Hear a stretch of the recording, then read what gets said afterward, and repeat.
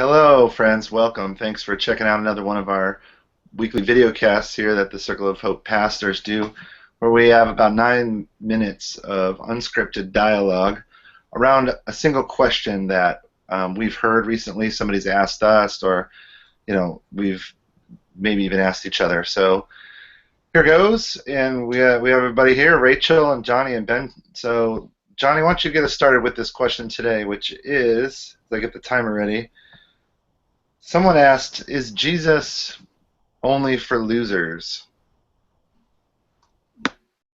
Like most of I feel kind of I hope I'm not frustrating the audience when I say this, but it's always a both and with these questions, isn't it? It's so hard to have a clear answer. Jesus said, if you want to save your life, you will lose it. And so if we're only trying to garner what success looks like in this world, then I'm not sure we even have room for Jesus in our life. And so maybe we need to get in touch with the inner loser to make room for Jesus. But on the other hand, Christians throughout history have been so influential, so successful even. Good things have happened because of the followers of Jesus. So on the other hand, it's really hard to make the argument that only losers are doing this, because of all the good stuff that the church has done over time. And so I think he is not for losers. I think he's for Well, everybody. that's good. Why don't we just take it back a second then and maybe talk about what even we think losers are?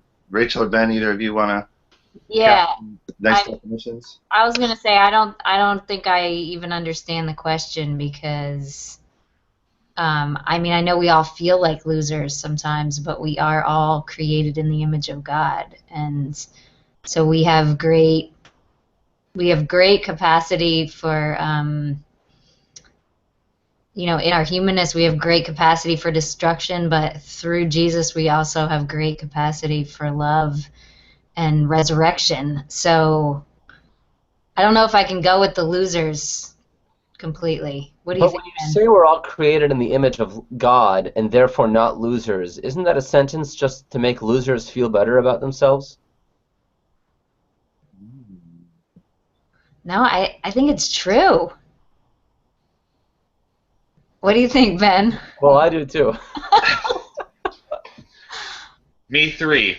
Um, but I suppose to carry Johnny's argument for a second, it would be that you need Christianity or Jesus is for losers because uh, you need to be bolstered by someone other than yourself. This is the probably the core lie behind this question is that you have to Hmm. be a self-contained universe. You have to be your own God to be powerful. Like we use it, even our language is all the time. Like a man who is very respected he's like an Adonis. He's like a demigod. He's divine. A woman is a goddess too if she's beautiful. Rachel, actually, we did a 360 where we asked people questions, and one of the words that they had for you, Rachel, was that you're a goddess, and that's just our language. We have this kind of grandiosity that's built into our culture, and we do aspire in some at least subconscious way to being gods. So yeah, I'm not God. And I guess if the opposite of that is loser, then I guess I'm a loser. I think It's I think also, that's kind of the play here. have you seen Joshua's hair? Not loser hair. Well, actually, some would see my hair and say, like, whoa, you're a little bit of a loser, buddy. This is like I use it before I lose it. But, with a lot of people come to follow Jesus who maybe either grew up in the faith and fell off or are finding Jesus for the first time. Find Jesus in a place of pain, or find God when we're suffering and we come to the edge of our own capacity. So I think in some sense, when people even talk about it, like maybe I'm nothing without Jesus, or I was nothing without Jesus, that kind of experience is pretty common, and I don't think that's bad, but I don't think it's the only one, because I've seen people who also want to follow Jesus because they get to fully participate in who they fully are. And I think maybe even if for me, that might have even happened at different times. Like at some point in my life, I thought, man, I just can't live without just failing and hurting people and hurting myself. So, following Jesus is fulfilling.